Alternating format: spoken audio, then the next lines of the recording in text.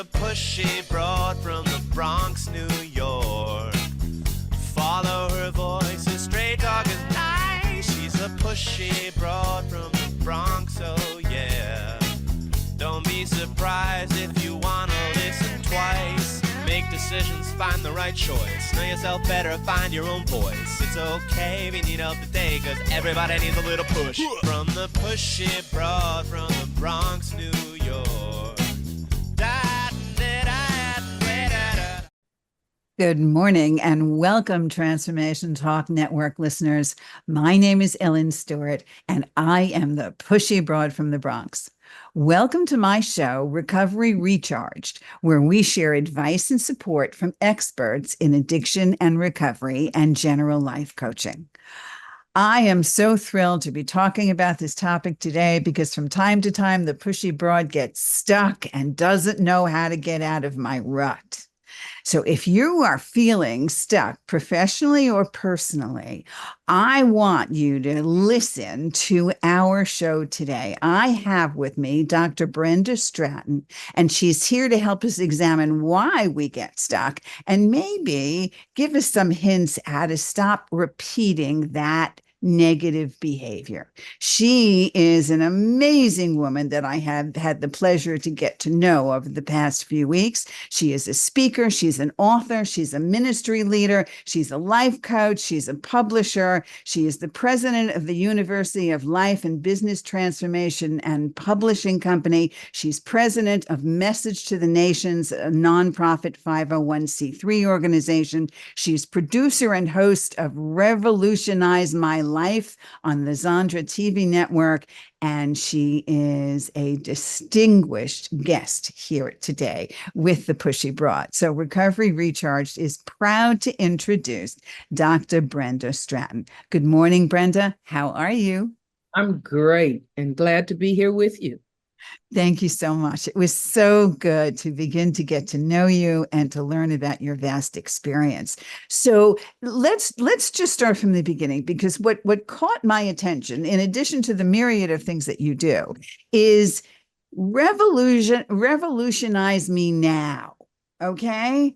And also the term meologist, which you identify yourself with. So can we talk just a little bit about those two things to begin with? Okay. Well, Meologist, I started with that brand because we are our greatest enemy. We can't get over me. We focus too much on why me? Why did this happen to me? What's going on with me? Me. And we begin to have a narcissistic kind of attitude. We can never get to our purpose. Our purpose is beyond us.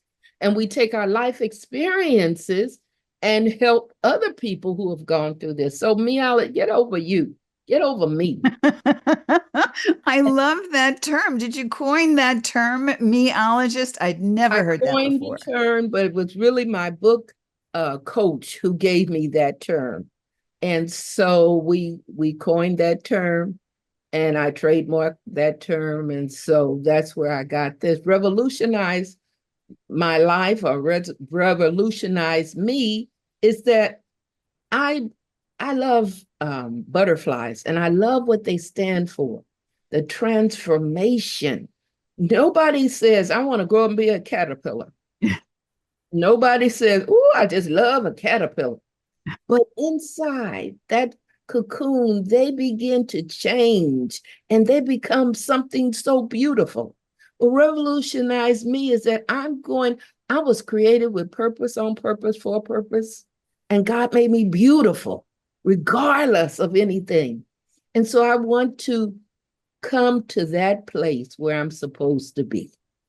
Revolutionize me now. Now. I love how positive that sounds. So when people come to you, and you're a wonderful life coach and you say so many things, and your podcast, I'm sure, generates so many things like this. But when people come to you and a client comes to you feeling stuck, what's usually happening in their life? Well, really, they feel downcast. They feel like things aren't working. But really, they haven't come into their purpose. They haven't come into really who they are, or they stopped their purpose, or they got sidetracked, or they didn't become the authentic them, or they tried to be somebody else. What kinds of feelings come with that emotionally? Depression, sadness, sometimes hopelessness, sometimes feeling of giving up. And how do you begin to work with them? And what do you sense? Do they sit down and say, I'm lost, I don't know where I'm going? How do they come to you? Well, I start with the first things first. Usually they have some pain associated with why they got stuck. They got hurt, they didn't forgive, they didn't release something. And it's usually dealing with relationships. All broken relationships cause a breach in all others. So I go back to the original source of the pain. I go back and I walk with them, take their hand, and with the power of the Holy Spirit, we go back to see. Usually, I've done over 2,000 plus people, and usually most pain comes from childhood. It's something that happened in the childhood. When, if they're older, they couldn't say to their parents, you hurt me, you mistreated me, or whatever, because you would be knocked under the floor back in the day. So you couldn't articulate that, whatever it is. So we find, and that stuff is still real, it's still alive. So their memory will bring it up. I understand. Now, you mentioned to me that you had some kind of a spiritual awakening very early in your existence. Can you share that with us? Yes, I kept saying to myself, why do I act like this? One of the things I never could thank God for giving me life. I said, I don't want to be here. I never want to be here. I was up in heaven and you sent me down here. I don't want to be here. But I didn't understand it. And I had an experience where I asked God, why do I feel this way? And he said, in your mother's womb, you received a spirit of rejection. So it wasn't putting anything on my mother. I talked to her about it. She said, you were always coming up this way. You were always in turmoil. You were my only breech birth. And I didn't, when I got pregnant, I couldn't believe I was pregnant. And I went to 2 doctors at the same day because I just didn't believe I could get pregnant. And so that's what it was, but I felt it. And that's what the turmoil inside of me, I didn't want to be here. I turned all upside down. I did all of this. And it wasn't, when you have a spirit of rejection, it's like having a hole in your heart. It's the song, you got a hole in your bucket, Deliza, Deliza. I remember that song. God, you're dating both of us.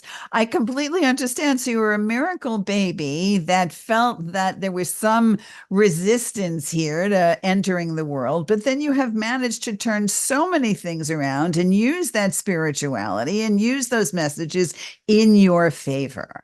So, and that's a wonderful thing because you have found truly your calling. So I want to move a little bit further into this and talk about something that we talk about in recovery, because recovery for many of us is 12-step, and we talk about different things, but we talk about the feeling of what it's like to let go of the things in our past to help us be the person and the evolved being that we are today. Okay. And you talk about that in terms of telling your clients to allow spirituality to deliver themselves and get rid of all kinds of stuff and all kinds of baggage inside of them. So talk about the baggage we need to let go. We all have baggage. We all carrying baggage means everything from our life experience, the good, the bad, the ugly. So we carry baggage and we need to go back and find out. It goes back to the original source of the pain. What baggage, what things are you carrying in your family background that you don't need to? Do you have all your parents or your family, have they had a spirit of poverty? Is everyone have a child and don't have a representation of a marriage or a husband around or a family to support them? There are things that come up in our lives that we need to say, enough is enough. I am starting a new life, a fresh beginning, because mercies are new every morning. I have a pillow that says, God has given us, life always gives us a second chance. It's called tomorrow. And Yes. so we are going to find those things that are binding us, the wrong stinking thinking, wrong understanding. And in that, a lot of it is finding who we need to forgive, who we need to release, who we need to let go of. Sometimes it's toxic people. Sometimes it's ourselves. And sometimes it's people from the past that we don't even have any dealings with anymore.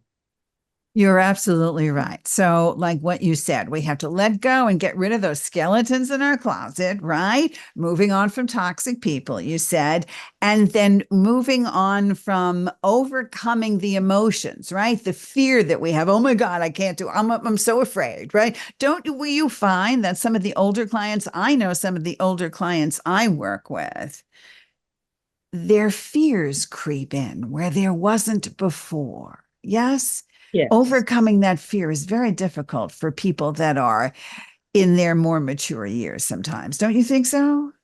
Yes. But it's the thing is that in our lives, we're going to have things that we are afraid to do. But it is capturing that fear and using it for the positive, saying that I sense an apprehension, but I'm going to do this anyway.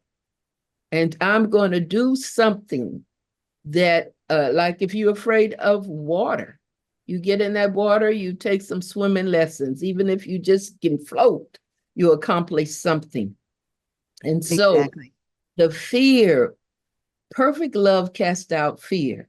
And I always tell people, you have to understand that God loves you so much.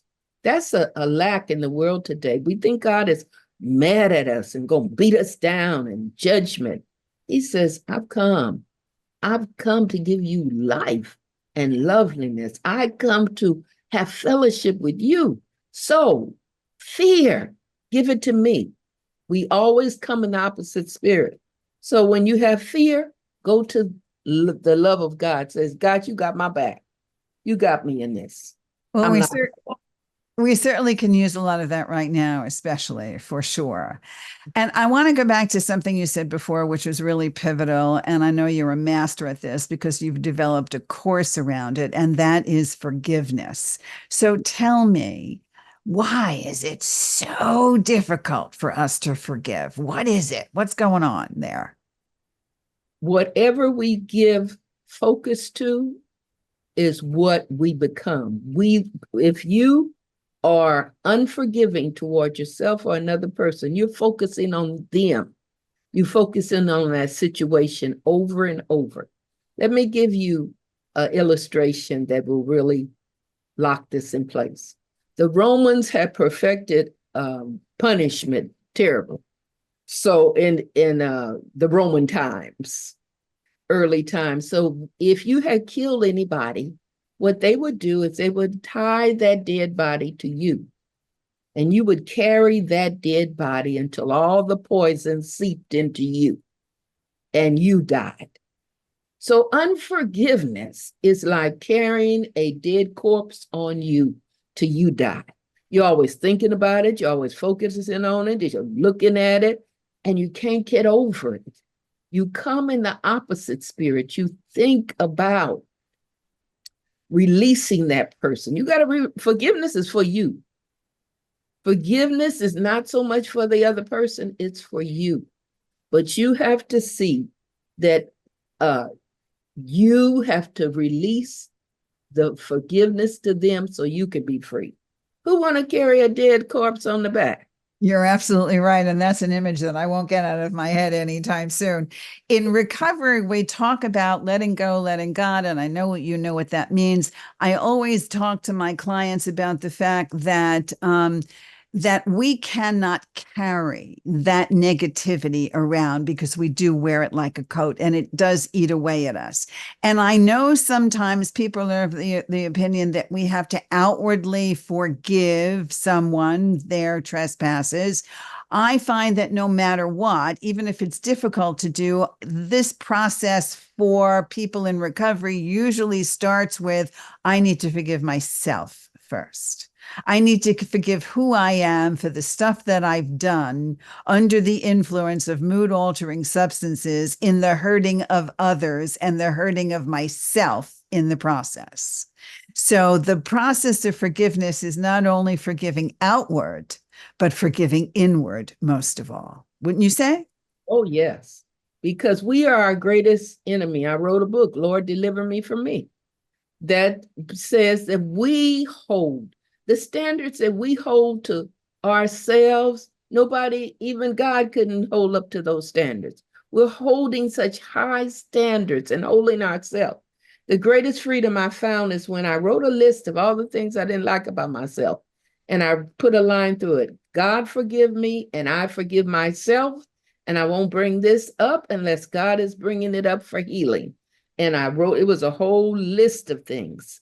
And I wrote it and wrote, that freed me. Another thing that freed me is I put a chair for me. I sat in a chair for God.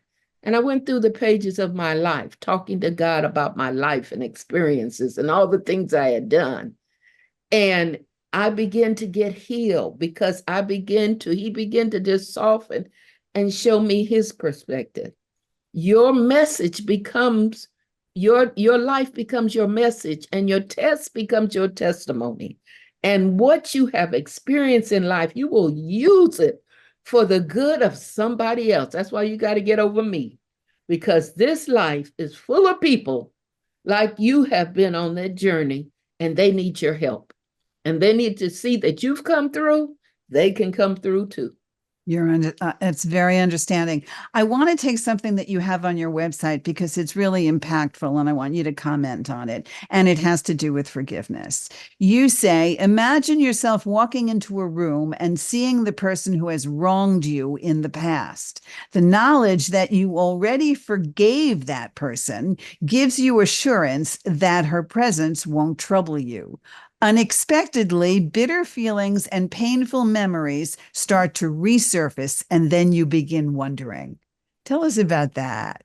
That is forgiveness is like peeling off an onion. We're layers and layers. We're not static or just one dimensional. We're complicated beings. And so sometimes we've come to a layer of forgiveness as much as we could at that time to forgive. But then if you have, I call it the if you see a person and you have that then you know that gasp, right? Right? Okay. Then you know there's still some work to be done. So then you go back and you say, what is that that's triggering that? What is that that I didn't release? What is that that I couldn't see at that time? And you remove that. And sometimes as you remove that, because it's people who are very substantial in your life, I mean, close to you, it's more than just saying, I choose to forgive you for this.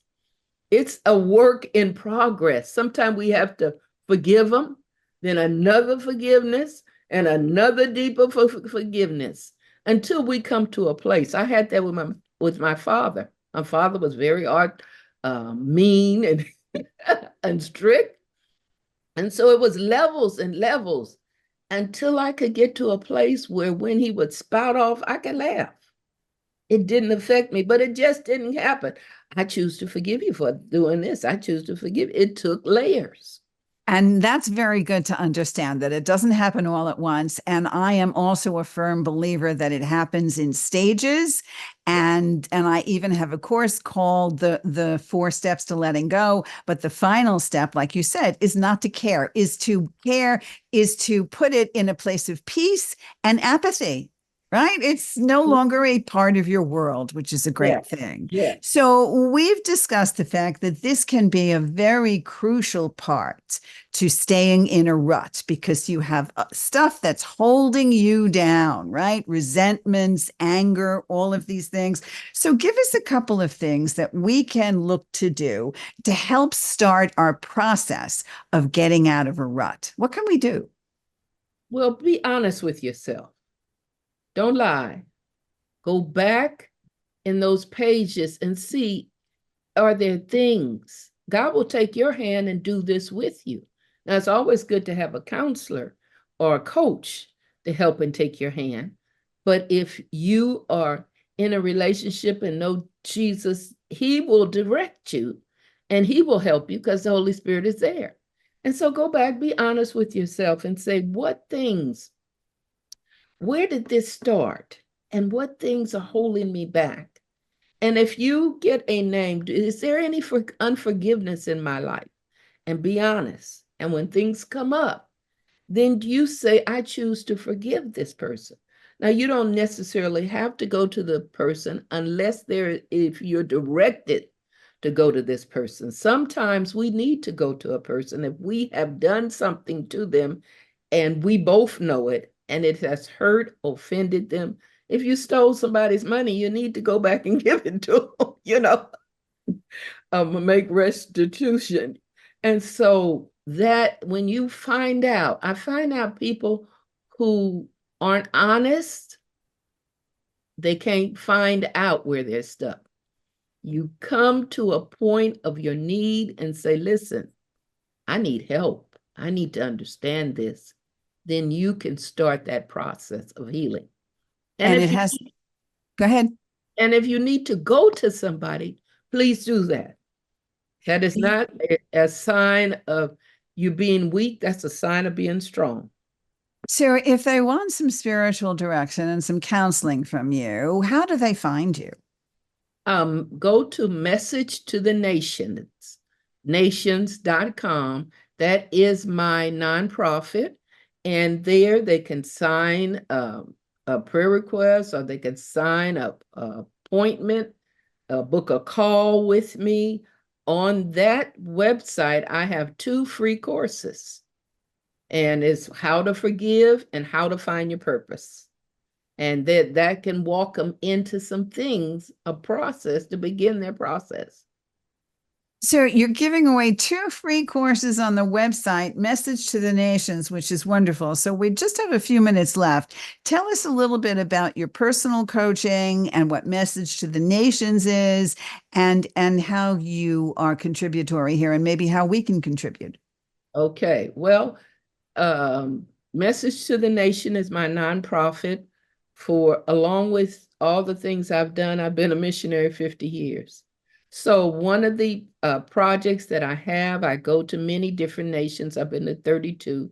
And in nations, I do a process like transformational coaching. So if you want some transformational coaching, you can put it there and you can see, we'll talk about what you need, because I have a major course, Lord, Deliver Me from Me, how to stop becoming your own worst enemy.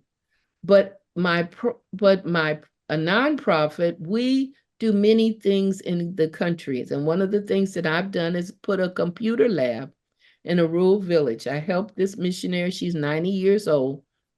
We're going back to the school. She built a school from preschool and now to high school. Where is it? It's in Ghana. It's in Pananisa, and it's in the rural mud hut village where they don't have running water, they don't have toilets, they don't have kitchens, they cook outside. This school is there. And we are going because we have to get the school prepared in a greater way for the high school. And we're going to do that. And I want anybody who would like to first pray and then second give. You can go to messagetothenation.com. We're going to take tablets, digital tablets. I've taken school supplies. I've supplied dresses for all the girls in the school, backpacks for every child, and computers for the computer lab. But this time we want to take tablets. So anyone who would like to give can. That's marvelous. Thank you so much. I am so thrilled to hear all of these things. Dr. Brenda Stratton, it is so wonderful to have you here today. Please go to messagetothenations.com, help the 501c3. We are so glad to have your spiritual direction and counseling today. Please do come back and visit us again. Thank you so much for being here. Thank you for having me. We'll see you next time. This is Ellen Stewart, the Pushy Broad from the Bronx, saying thanks for listening. And remember, everybody needs a little push. From the pushy broad from the Bronx, New